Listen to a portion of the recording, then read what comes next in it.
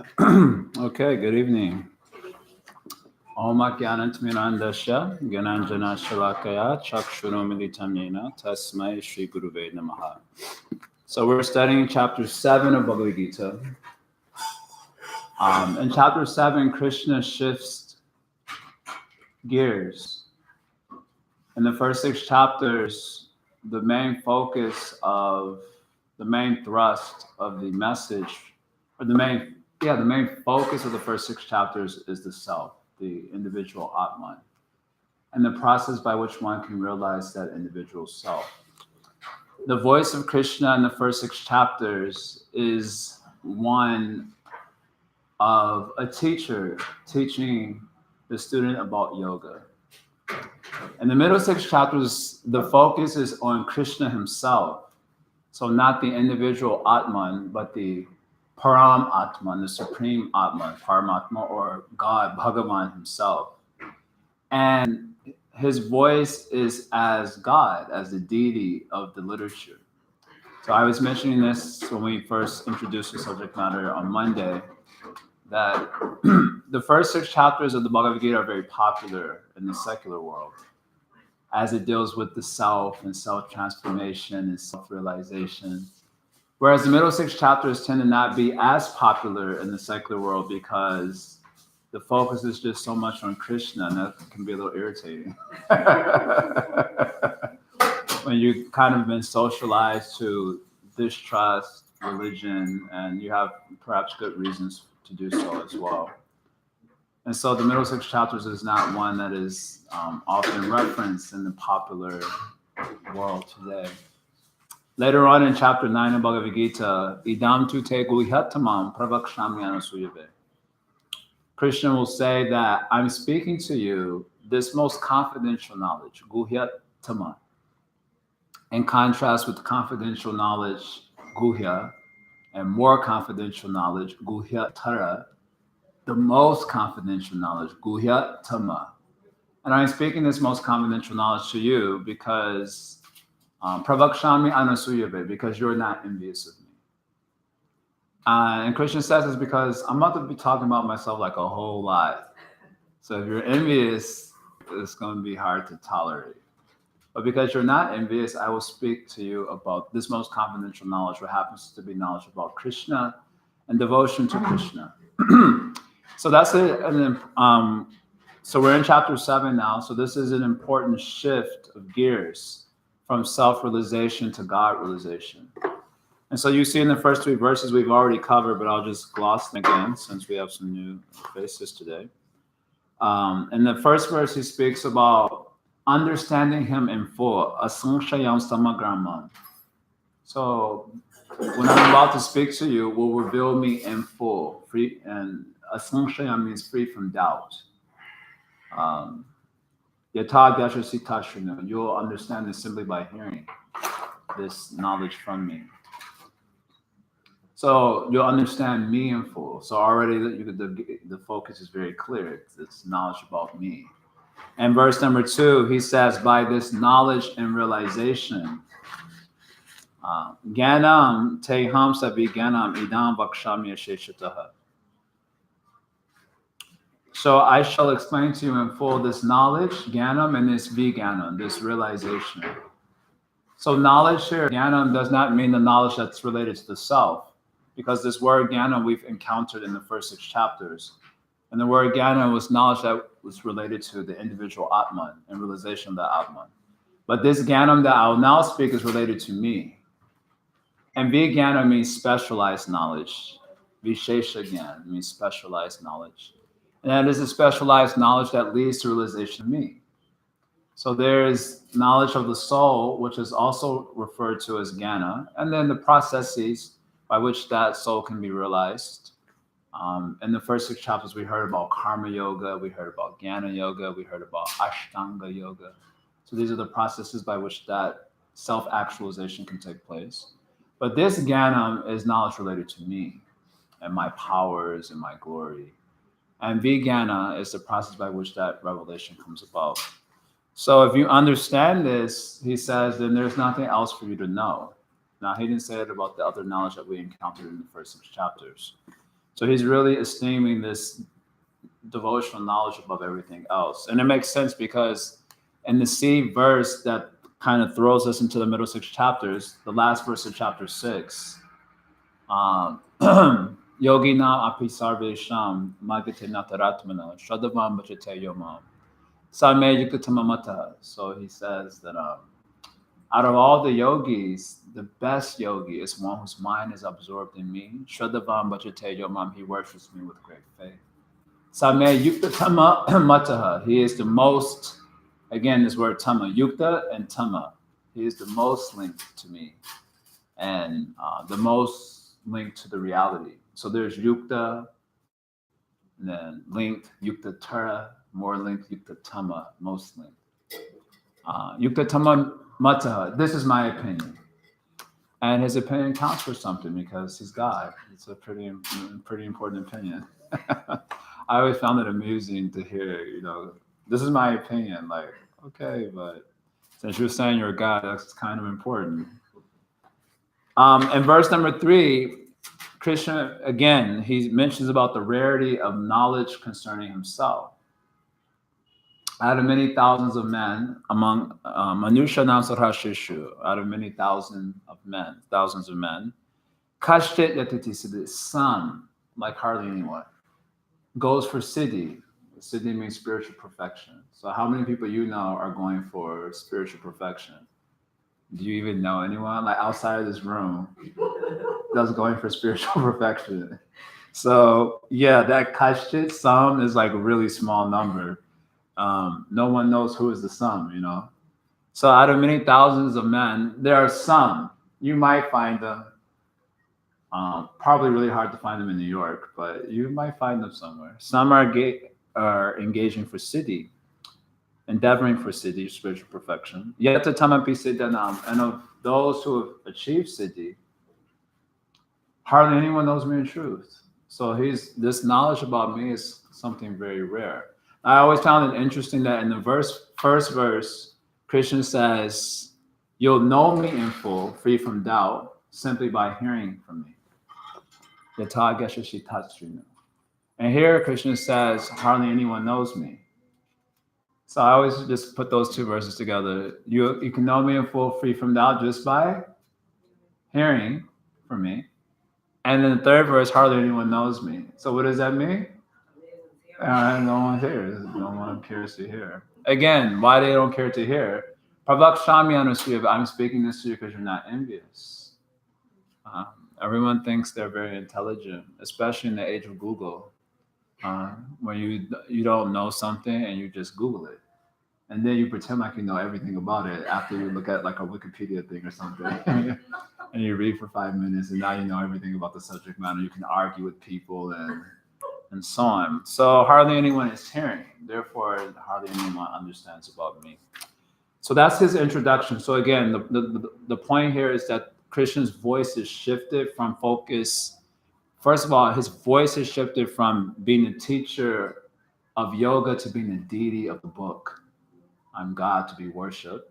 And his focus is shifted from the self to the supreme self, God himself. That is the distinction here. So in verses 4 through 7, he begins to get into his ontological position as the source of the world that we experience. Not only the source of the world, but the maintainer of it and its destroyer as well. So this is the passage that we'll probably cover today, maybe a little bit more. So this is verse 4. Bhumerapo analobhayu kamano bhude evacha ahankara itiyame bhinna pakrita ashtada. So earth, water, fire, air, ether, mind, intelligence, and false ego. Altogether, these 8 constitute my separated material energies.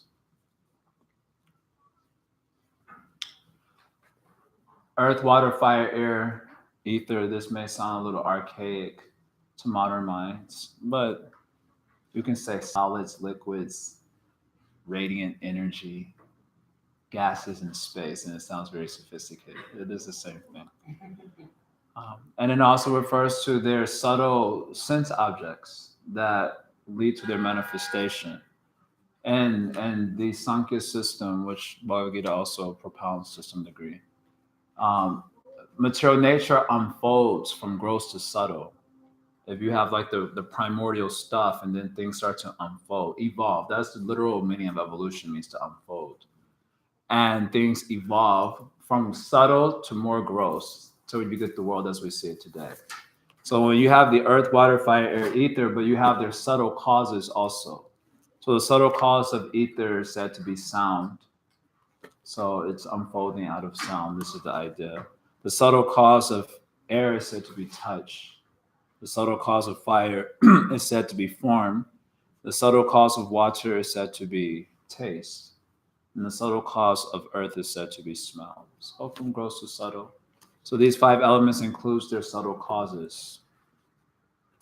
As well as the false ego. The false ego includes the various senses that are said to be the effect of the false ego. We have our senses: eyes, ears, nose, tongue, skin, and also the working senses, the legs, the arms, and so on. So these are caused from the false ego. We're not going to go too much detail in the Sankhya metaphysics, but it's just to understand that all the elements of the material nature, they're called as tattvas, which literally means thatness. So the tattvas represent that world that's outside of the soul and that we're preoccupied with. It's called thatness, tattvas. So this, although only 8 elements are mentioned here, it is accounting for all the tattvas, which are numbered 24. All the elements which amalgamate to create the world that we experience today. So Krishna is saying that this world, the tattvas, this world of elements, which we're lost in. The elements are like a forest in which one gets lost. Just like, I don't know if any of you have ever been in a forest before and got lost. I mean, that's not like an extracurricular activity or something. But if you ever had the experience, it's quite scary. I had the experience one time of going to the forest to play with friends. Some beach was there. It's like maybe like a preserve or something. And then we were walking away, going back to the car, but I had to go to the bathroom. So I said, you wanted to go inside a little bit so you can have a little privacy. And you kind of, it was like, okay, I'm passing this tree and then that rock and that plant with the little red thing on it. Okay, cool. And then you go, and then when you come back, you get bewildered. Wait, was it this one? And then I couldn't find my way back to the main road. And at first you don't want to say anything because you're supposed to be like brave and stuff, But after I couldn't find, and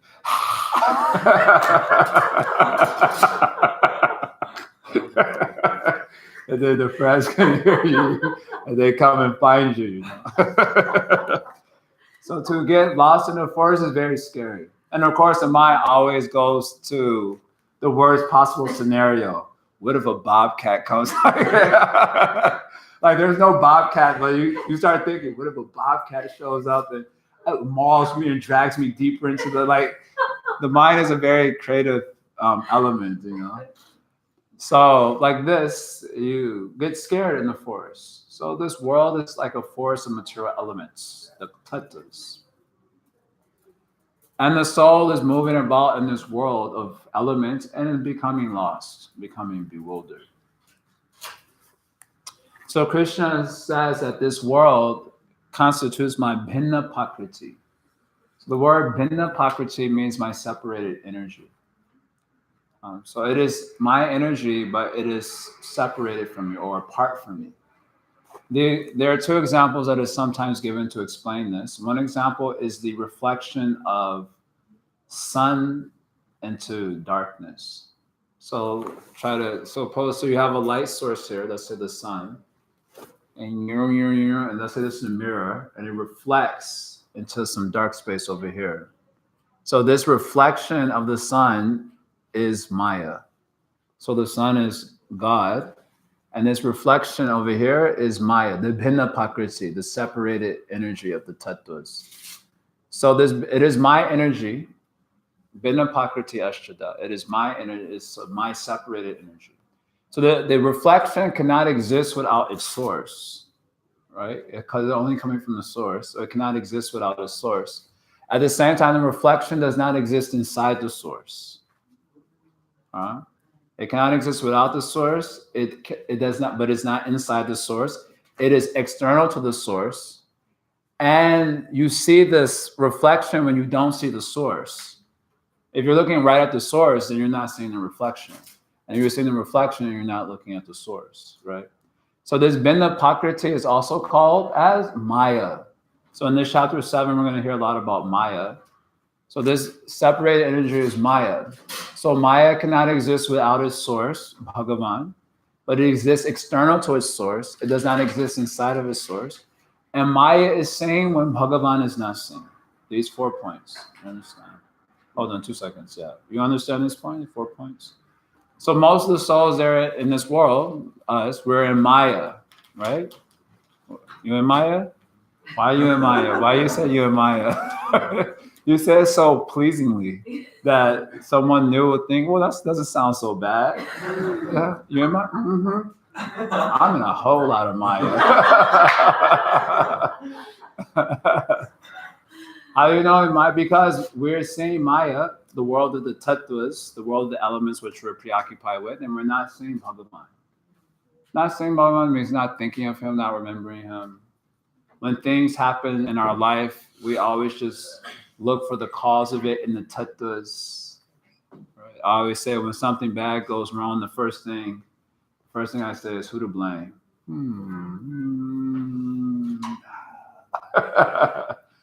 You're always looking for the immediate cause in the tattvas, but you do not see the source. So this is called Maya. Of course, when you're living the practical world, you have practical engagement. But in your thinking, you should ultimately everything is coming from Bhagavan. But we don't think like that. That is what is meant by Maya. So Maya is Binda Prakriti. It is separated. Outside the source, not inside the source, but depending on the source for its own existence. And it is seen when God is not seen. So he's making all these points are subtly brought up here by saying Binda Prakriti Ashtaka. The other example that is sometimes given for saying separated energy is of a magnet and its energy. So a magnet has some energy by that exists outside of the magnet because it affects things such as iron outside of the magnet. But it does not exist unless the magnet is present. So is that energy part of the magnet or not part of the magnet? It acts outside of the magnet, so it is external to the magnet, but it is not seen to exist if the magnet is not present. So there's another example given to describe this Binda Prakriti, this separated energy. It cannot exist without its source, but it exists outside the source. It acts and influences outside of the source. So this is called as the Binda Prakriti here, separated energy. The world of tattvas. Yes, is it clear? Clear? Yes, you want to question. I don't know where it is, but another way of saying is that matter is only crystallized spiritual energy. So only what? Only crystallized spiritual energy. Crystallized spiritual energy. What does crystallize mean? It's like how you turn from solids to liquids to gas. So you think of spirituality as gaseous, and you think of matter as solid. So as you get more connected to spirituality, you transform into, you know what I'm saying? Yeah, I don't know if that's a fitting example for theistic Vedanta because the reason being, when you go more towards spirituality and theistic Vedanta, it doesn't become gaseous or amorphous. It becomes more concrete, but spiritual concrete. So that may not be a fitting example for theistic Vedanta. For impersonalists, that may be a very nice example. You get concrete, and then when you get more spiritual, it becomes like impersonal, amorphous. But for theistic Vedanta, Bhakti is a theistic Vedanta idea, then that is not exactly suitable. The Vaishnavas would not like to hear it. They say, what is this? Too quiet. But this is this could work perhaps in another center. They have another Vedanta. They have some Vedanta place, I think. Maybe not in New York, someplace. They might appreciate that particular example. Huh? Yeah, the Vedanta Society. Is it here in New York? Uptown, they have Uptown. So maybe there they would like this example. But here in Bhakti Center, I don't know. We don't like to hear it. So the next verse, Krishna says, Aparayam itas tu anyam. But, well, aparayam itas. So this, Vinapakriti, is aparayam. It is my inferior energy. So it is said to be inferior because it is not conscious. So it is called as inferior. To anyam, but you should know there's another pakritim vidi mematan. You should know that there's another pakriti. And that pakriti, me param, is my superior pakriti. So what is that superior pakriti? Jiva bhutam. It is the jiva bhuta, the jiva who is embodied or trapped inside these material bodies. He is called as the para pakriti, the superior pakriti. And he is said to be superior because of consciousness. It is, and yayidham dharyate jagat. The superior pakriti is using the inferior pakriti for his own purposes of enjoyment or liberation, isn't it? So the conscious entities in this world, they use the unconscious stuff for trying for enjoyment, isn't it? All of us, that is this is only our story being told. The conscious jivas use the unconscious stuff of this world to try either for enjoyment or for liberation. Most are trying for enjoyment in various forms, and meaning with suffering. And then there are kashtas, some, we talked about that already, some who are trying for liberation. They want freedom from the material world. So the conscious entities are using the unconscious stuff for their own purposes. So they are called as superior for this reason. So there's two pakritis we heard about, apara pakriti and para pakriti. Apara means the inferior, and the para pakriti means the superior. The apara pakriti is called inferior because, why is it called inferior?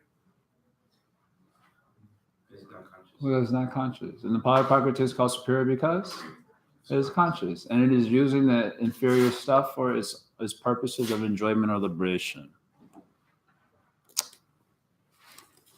So next verse number 6. Eta yonini bhutani sarva nityu upadharaya.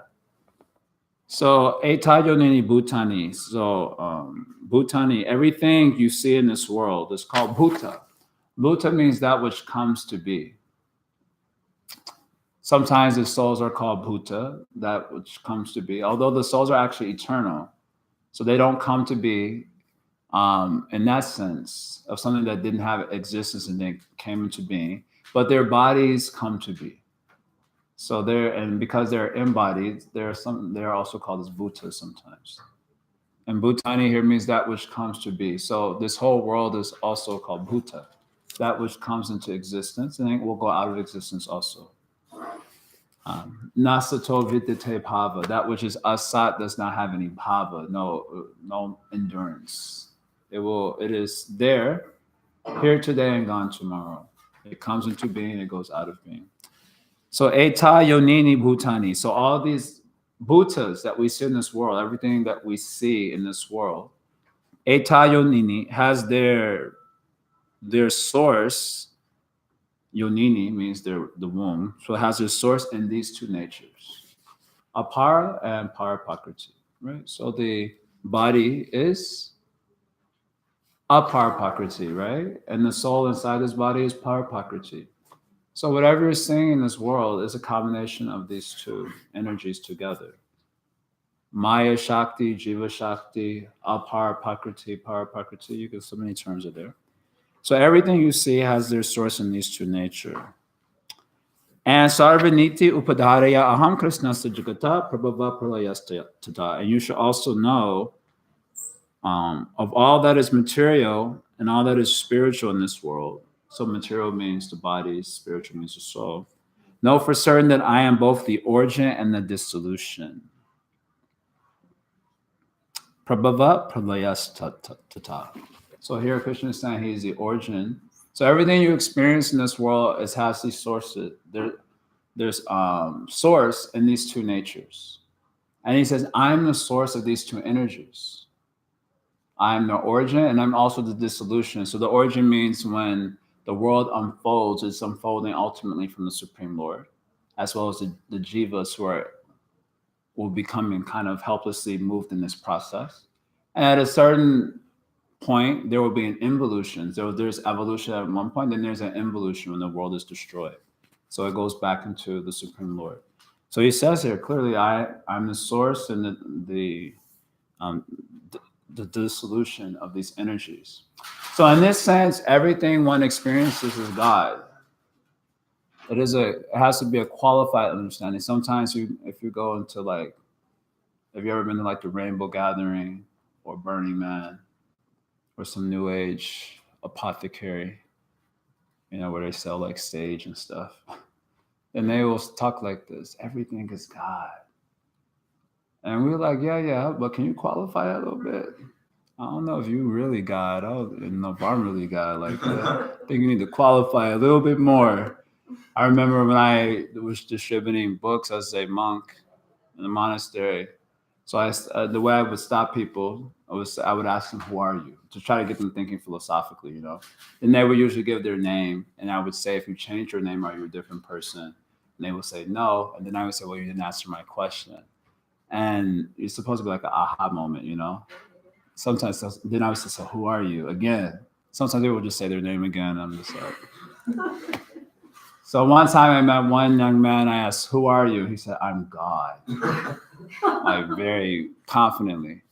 So I said, well, since you're God, you already know what I want, so I'll just get straight to it. Can I get a donation?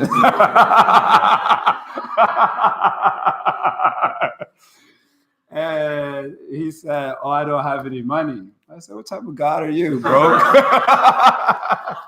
Said, the God I worship is the husband of the goddess of fortune. Oh, what type of broke God are you? Get out of here. That's nonsense. He also started laughing. He didn't have any money, so. All right, I guess anyway, you spoke his book, so you already know what's inside. So sometimes people think like this, that they are God or everything is God. And there's some truth to that, even from Bhagavad-Gita. But it has to be a qualified understanding. And what sense do you, because the energies are not different from the source, because their existence depends on the source. So just like your hand is also you, but it is not actually you completely. Right? So sometimes if I like hit your hand, then you say, stop touching me. So that is true and is also not true, because the hand is not all of you, but it is also a part of you. Its existence depends on you. So therefore, it is you and it is not you at the same time. So the energies are God and not God at the same time. So everything in this world is God, but it is a qualified understanding because everything is his energy. He says, I'm the source of these energies, and everything you experience have their nature in these two energies coming together. So in that sense, everything you experience is ultimately God. But it is God's energies that you're experiencing and not him directly. And he'll get into this a little bit more to clarify. But it's a qualified understanding that everything has its origin from me, so you're experiencing me actually in one sense. In the form of my Maya energy, my aparapakriti, and in the form of the jiva energy or the parapakriti. So this is also, in terms of how that might impact you on a practical level, you see everything in the world is sacred when you see it as God's energy. So the souls even the souls in Donald Trump's body, you want to hate them. Perhaps some of us get in that spirit. You want to hate someone that, they have a different political view than you and they're very vocal about it. So you want to hate them. But no, they are also Krishna, Jiva Shakti. They're very sacred. And as Maya Shakti is also very sacred. So if someone had that vision of how they would act, it would change dramatically how you interact with the world around you, the people in the world. Last verse that we'll cover now. Mataha paratanam nanya kinchin asti dhananjaya. So you should also know that Dhananjaya means conqueror of wealth. This is actually interesting epithet here. There does not exist anything superior to me. So there's the aparaprakriti and there's the paraprakriti, and there's me, the source of this, and you should know there's nothing above me. So there's a inferior, there's a superior also. Okay, and then nah. I'm mataha paratanamnanya kinchit astidana. You should know that there exists nothing superior to me. And he refers to Arjuna as Dhananjaya, which is a little interesting because the Dhananjaya means a conqueror of wealth. When his brother will have to do a sacrifice, they will have to go around collecting wealth at great kingdoms, sometimes by force. And so if you're able to do that, you're called Dhananjaya, one conquers wealth. So he's saying there's something superior to me, that I'm the supreme wealth. So to get me is to have the supreme wealth. So it's an interesting thing. So you should know that there is nothing superior to me. Mayi sarvamidam protam sutre manigana iva. Everything in this world rests upon me as pearls are strung on the thread. So previously he said, I am the source and I am the dissolution. So here he's also saying, I'm the maintainer. Everything rests upon me. So I'm also maintaining everything. Sarvamidam protam sutre manigana iva. Just as the pearls are strung on the thread. So you see the pearls, you don't see the thread that maintains them together. And so you be getting all into the pearls, but you don't care about the thread underneath. So that is what is happening now. The actual maintainer of the existence you cannot see. So you just get into the elements and you suffer. One suffers because of that. You don't see the thing underneath the elements that's keeping it all together. Or the other example is sometimes otam, protam, this language is used. The universe is just God lengthwise, protam, and what's this one? Widthwise? Lengthwise? No, this is length and this one is widthwise. Otam and proton, not proton. I know this is like this, but you said proton, so I'm thinking that's You mean an electron? No. Otam widthwise and proton lengthwise. So when you look at a shirt, it is just threads widthwise and threads lengthwise. What we see is the shirt, but actually the shirt rests on the threads. That's very weird to think about because it doesn't look like that when you look at a shirt. But actually the shirt is resting on the threads. But you just see the shirt, you don't see the threads. I mean, thankfully, I want to look nice. If you see the threads, you look kind of broke off.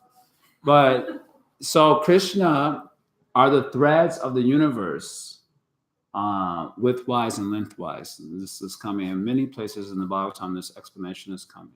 But all you see is the thread of the shirt of the universe, and you're getting all preoccupied with, oh, that shirt looks really cute, and I think I could wear that. I think that look good on me.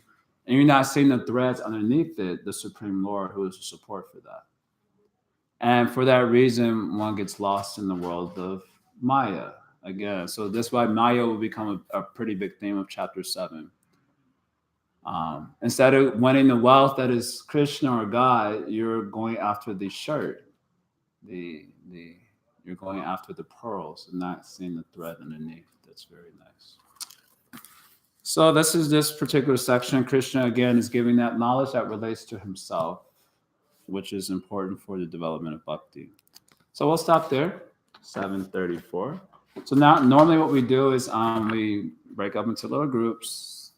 And we just discussed whatever was learned for about 5 or 10 minutes in little groups. I have questionnaires for chapter 7. And you can just do the first 2 parts, 3 questions each. You just review them briefly. And then at the end, after 5 to 10 minutes, then I take questions or reflections for your learning. So you guys can just break up, partner up. Or with whomever. It could be 2, it could be 3 people. You could pass them on.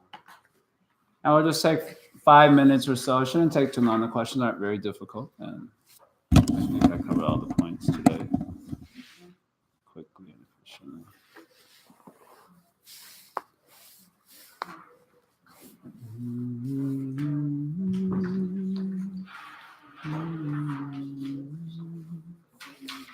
First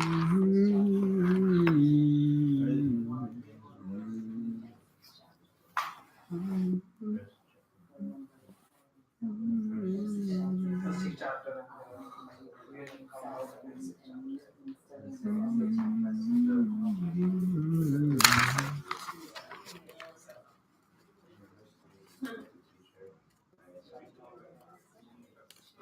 self-realization.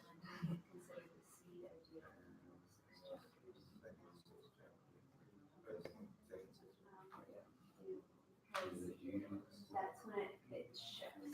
That's when he says that all of these that's most dearly and always things that God wants to do. So it's moving from the first 6 chapters. It's like really centered around listening that you can do like yes yourself versus then in the next becomes the so this verse is shifting.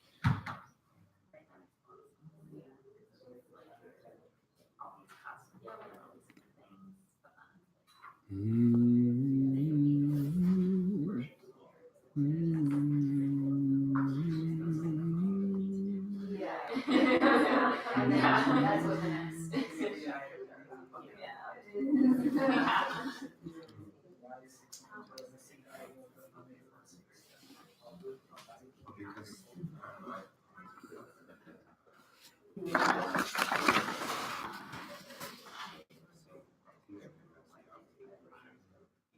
So this really encapsulates that movie. That's kind of the rest of it. Ultimately, after all, yeah, ultimately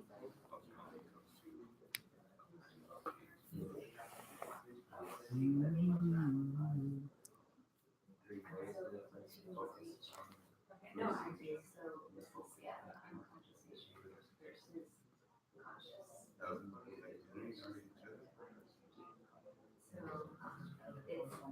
So this is unconscious versus conscious. So it's real. Yeah. seven. Yeah.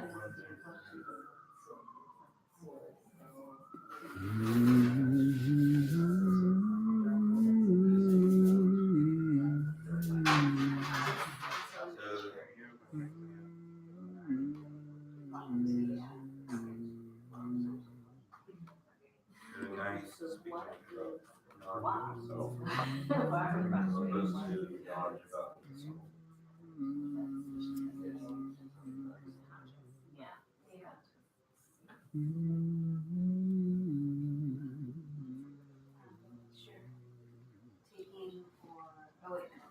for Krishna as immanent.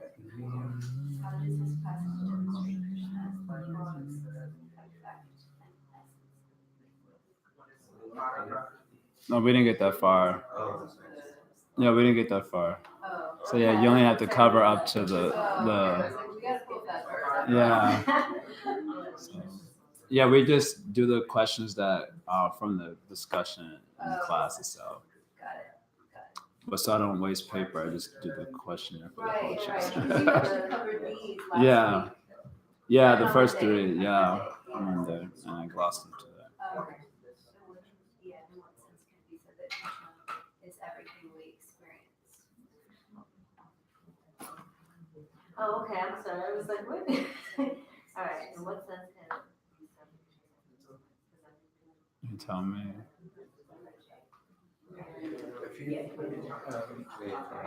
I guess because I tried to be sober for a few days and then meditate, I was able to get some more clarity. Okay. But I mean, I haven't completely stopped smoking. But I'm like I've kept it because like smoking up like because in college it's like a social thing, you know, like all my close friends. So they're it's useless like friends. so I'm limiting it to that social bonding thing instead of just doing it all the time, just to be in that state. So like I'm keeping like a meditative state in the sober time, and like at the end of the day or at the end of the week, when I've done everything and when my mind is free, then I can close up and bond with my friends and stuff like that. You can bond without smoking also. No, but But you see, it's like a different type of bonding. I know what it is. Right, I'm yeah, not, exactly. I'm not a fool. No, but see, the thing is, like, it's like the drug that you use there is weed, but the drug that we use here is Krishna. But you still use a drug, right? You can say like that, but this drug is bona fide, and the other Yeah, drug absolutely, is not absolutely. bona fide. But what I'm saying is that in the material world, when you like how you were saying, they use unconscious things to connect to that consciousness. So I guess like I'm using it like that. But every other time when I'm not high, the drug that I'm using is Krishna. Okay.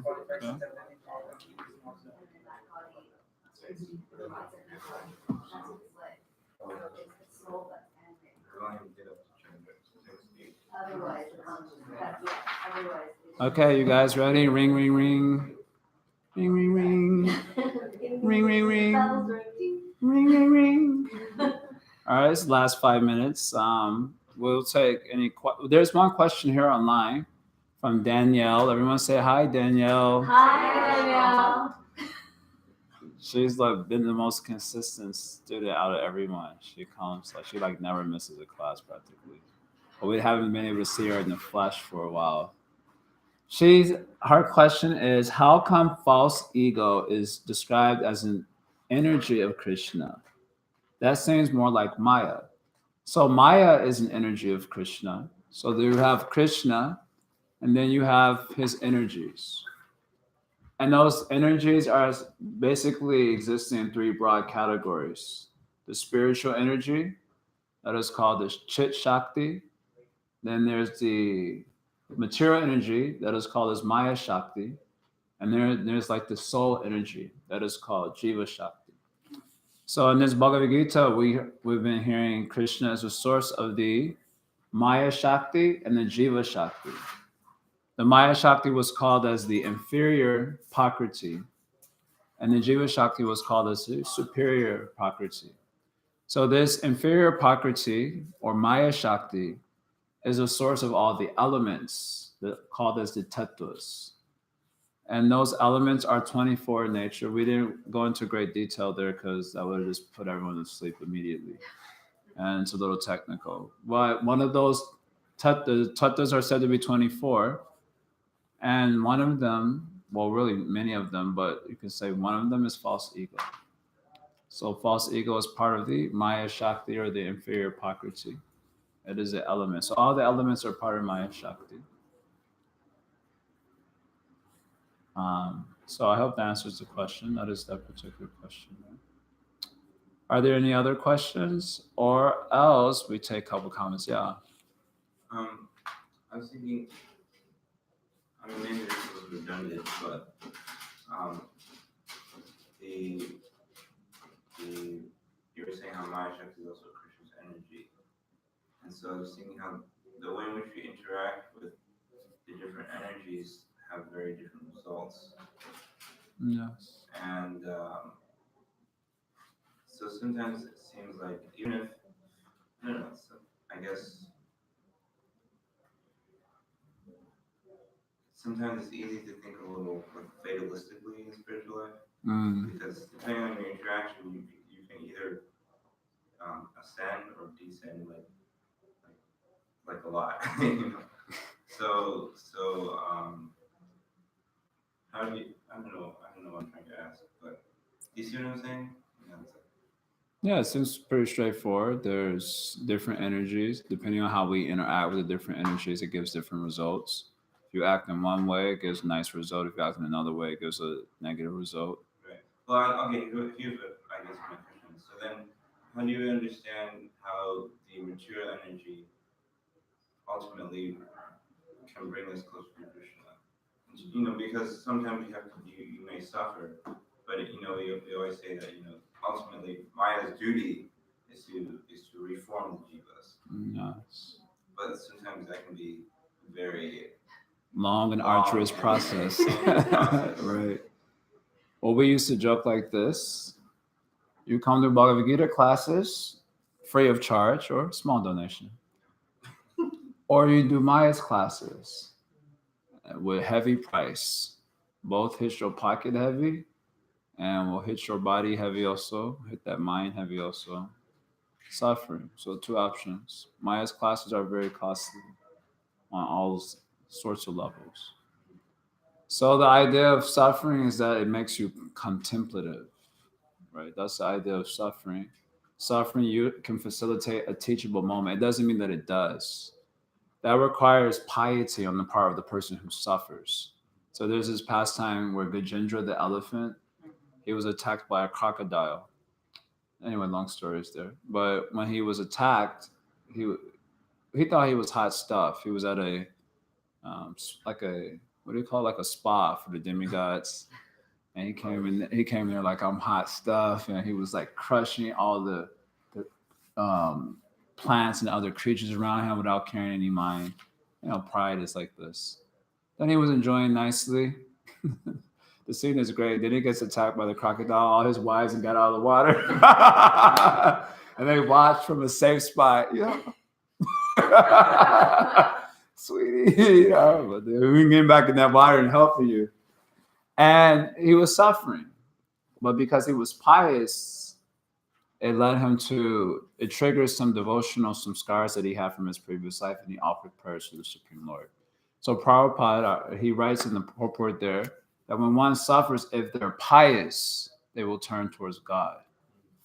But if they're not pious, then their suffering has no bounds. They will suffer, and they're also atheistic, and they will continue to suffer more, and they'll continue to do more foolish things and suffer. So the thing about if you're pious, if you suffer, it allows for a teachable moment. So in that way, Maya is a nice servant. Because some teachings are given by hearing Bhagavad-Gita classes, Bhagavatam classes. But there are some teachings that just don't get past our false ego. Even if you hear it nicely, even when the guru is also telling it just doesn't get past the false ego. So Maya is like, I got this one. Break down those false ego walls and we suffer, then that allows for the teachable moment. And then we are able to take advantage. So if we're pious enough, we're devotees, then when that happens to us, we appreciate. And you see so many devotees where that happens, they do appreciate. And if we're not pious enough, then that means our suffering will have no end to it. Even when you're suffering, if you have that piety, you immediately stop suffering. Even Gajendra, in his prayers, first he's asking for release, but toward the end of his prayers, he's like, this is actually very good. He started, and you see so many, this mood happens so much in the Bhagavatam, the prayers of the child in the womb. And he's like, I'm suffering like anything, get me out of the situation. But he's like, this is very good. Actually, I've turned away from you. Then I'll come out of this womb and I'll immediately go into the underkupam in this material world. He uses the word underkupam, which is a blind well. So a blind well means you don't know what you're falling into. So I'll come out of the womb and I'll fall into the who knows what, and I'll forget you. I've been joking. I shouldn't say the joke, but the joke is too inappropriate. Maybe I'll say it again. I couldn't believe I said it the other day. But you come out of the womb. No, I'm not gonna say it. It's a little. My sense of humor is like a little bit racist, and I appreciate those sorts of jokes, and but it's not always properly understood in the context. So anyway, you come out of the womb into this mature world. I don't know what I'm gonna fall into, so better I stay here. So if you're pious, when you suffer, even that suffering gets transformed into something very nice. If we're pious enough, so something like this. Then that Maya energy, just like when Vidura, there's also the stories there. When he gets kicked out of the kingdom, he said, I saw Mahamaya and Yogamaya working at the same time. I could see the Mahamaya working on Duryodhana and he's acting a fool. And I could also see Krishna giving me opportunity to leave this political situation, purify myself of all these politics and go on pilgrimage. So maybe something like this is interesting. Okay, we'll finish there. Are there any reflections? So we take 1 or 2 usually before we close out the class. Okay. Not today. Thank you. Thank you for the class. It was a good reminder of many things. Okay. Cool. All right, we'll finish for today then. Thank you all very much. Hari Om Tat Sat. Srila Prabhupada Ki Jai. Bye. Hare Krishna,